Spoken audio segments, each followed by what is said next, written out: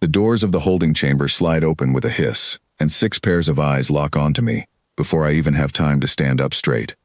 I am still wearing the torn remains of my uniform, my wrists still marked from the restraints they used to bring me here, and my heart is slamming against my ribs so hard I think everyone in the room can hear it. I do not know where I am. 12 hours ago I was running through the wreckage of Outpost Delta, dragging 2 wounded crewmates behind a collapsed bulkhead, while the boarding party tore the station apart looking for survivors. I remember the smoke. I remember the screaming alarms. I remember making a choice that should have gotten me killed, and somehow did not. Now I am standing in a round metal room with a domed ceiling, surrounded by creatures I have never seen before, and every one of them is looking at me like I am something rare and valuable, not something dangerous. A tall figure steps out from behind a floating console. Her skin has a faint blue shimmer, like moonlight on water, and her eyes are a deep amber that seem to study every inch of me at once. She speaks, and a small device clipped to my collar translates her words into English, a half-second later. "You are the one who held the corridor," she says. "It is not a question." I do not answer right away. My mouth is dry. I glance around the room and count 5 other figures standing in a loose half-circle, each one different from the last. One has skin like polished stone and stands nearly 7 feet tall. Another is smaller, quick-eyed, with markings along her arms that shift color as she moves. A third watches me without blinking, her posture perfectly still, like a predator deciding whether I am worth the chase. "Who are you people?" I finally manage to say. "Where is my crew?" "Your crew is safe," the blue-skinned one says. "For now, you are the only one who matters." That sentence should comfort me. It does not. A low murmur passes through the group, and I realize they are not looking at each other. They are looking past each other, at me, like I am the only thing in the room worth their attention. One of the smaller figures takes a step forward, and immediately, the stone-skinned giant moves to block her path. Words are exchanged in a language I do not understand, sharp and clipped, and the translator in my ear stays silent, as if it cannot keep up. An older figure enters through a side door, robed in dark fabric, moving slower than the others. The room quiets the moment she appears. She looks at me for a long moment, then turns to the group. "He does not know the custom," she says, and this time the translator catches every word. "Explain it to him plainly, before this becomes a mess none of us wants."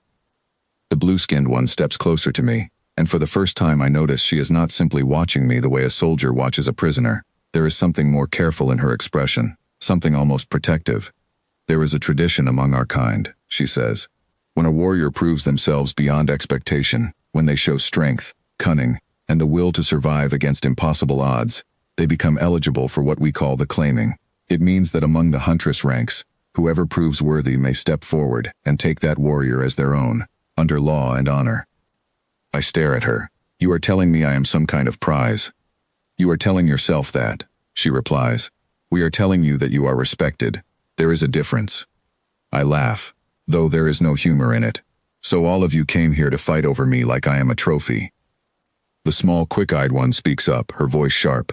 "Not fight, compete. There is a difference in that too." The old robed woman raises a hand, and the room falls silent again. The claiming follows strict order. Whoever declares first, by rank and right, receives the first chance to make her case. If the human refuses her, the next may step forward. It is not a battle. It is a declaration. "And if I refuse everyone," I say, trying to keep my voice steady, "then you remain under protection until a decision is reached," she says. "But understand this. Once the claiming begins, it does not stop until it is settled. That is our way, and it will happen with or without your comfort." I look around the room again, at each of them in turn. The stone-skinned giant watches me with something like curiosity, arms crossed, patient as a mountain. The quick-eyed one shifts her weight from foot to foot, clearly eager to move first. The still silent one has not blinked once since I walked in, and it unsettles me more than anything else in the room. There are 2 others near the back, whispering to each other, sizing me up like I am a puzzle they intend to solve. And then there is her, the blue-skinned one who spoke first. She has not moved from her spot near me, has not joined the murmuring, has not postured or puffed herself up the way the others seem to be doing. She is simply watching, calm, waiting, like she already knows something the rest of them do not. "What is your name?" I ask her, before I can stop myself. "Kale Sarah," she says, "3rd Blade of the Vesic Fleet. And you want to claim me too?" "I intend to," she says simply, "but I do not intend to fight for something that should be chosen freely." That single sentence changes the air in the room.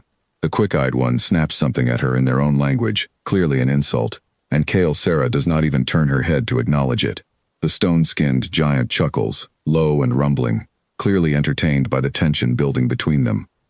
The old robed woman claps her hands once, and the sound echoes through the domed chamber. Enough posturing. We begin the claiming now. Rank and challenge will determine order. Step forward when it is your place. One by one, the huntresses begin to line up. The stone-skinned giant goes first, standing before me with her arms still crossed, studying me like she is deciding whether I am worth the effort of speaking at all. She says nothing, simply nods once, then steps back into the line. The quick-eyed one steps forward next, practically vibrating with energy. She circles me once, fast, assessing every detail, then grins with too many teeth, and says something that makes the translator pause, before finally rendering it as, "He will do nicely." I do not like being talked about like livestock, and something in my expression must show it, because for a brief second, her grin falters. The silent one steps forward third, and she does not circle me or speak. She simply stares, unblinking, until I feel a chill crawl up my spine. Then she steps back without a word, as if she has already made up her mind, and does not need to explain herself to anyone. The two whispering figures in the back step forward together, arguing quietly about who should go next, and the old robed woman has to intervene to settle the dispute. It takes a moment, but eventually one steps ahead of the other, gives me a brief, appraising look, and steps back into formation. That leaves one more. Kale Sarah has not moved this entire time. She has stood at the edge of the group, watching everything unfold with the same calm expression she wore when I first asked her name. The old robed woman turns to her. "Third Blade, it is your place in line to step forward now." But instead of stepping forward like the others, Kale Sarah walks past all of them, straight toward me, and stops close enough that I have to look up slightly to meet her eyes. "I am not interested in a line," she says, loud enough for the whole room to hear. "I claimed my place the moment I saw the report of what he did on that station. I do not need rank to tell me what I already know." The room erupts into noise. The quick-eyed one shouts something furious. The stone-skinned giant steps forward as if to intervene, and for a moment I think the whole chamber is about to break into chaos. The old robed woman raises both hands this time, and her voice cuts through the noise like a blade. By ancient right, a huntress may forego her place in line if she declares before the ritual completes. It is rare. It is not forbidden. Silence falls again, heavier this time. "Is this true?" the quick-eyed one demands, staring at the old woman. "It is true," she says.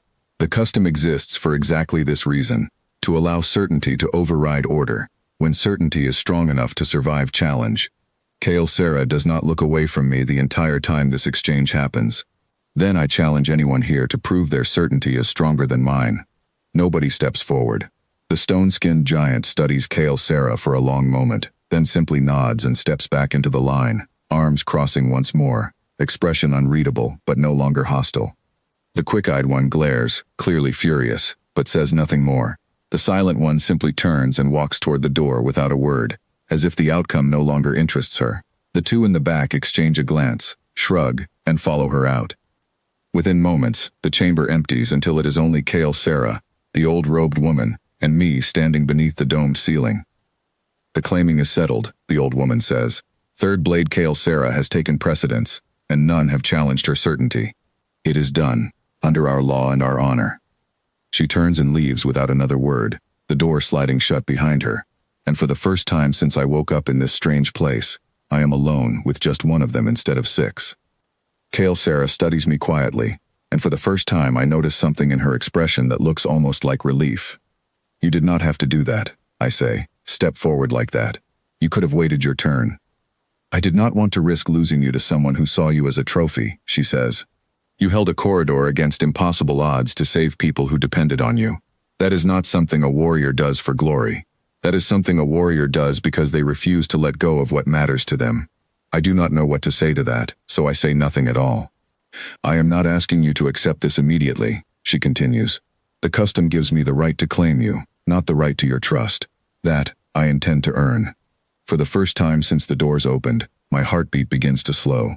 Not because the danger is gone, but because for the first time, I feel like I am talking to someone, instead of being evaluated by something. "Then I suppose," I say slowly, "you had better start earning it." A small, sharp smile crosses her face, the first real one I have seen from her. I intend to. Outside the chamber, I can hear the distant hum of the ship carrying us both toward whatever comes next, toward a future I never asked for and cannot yet imagine.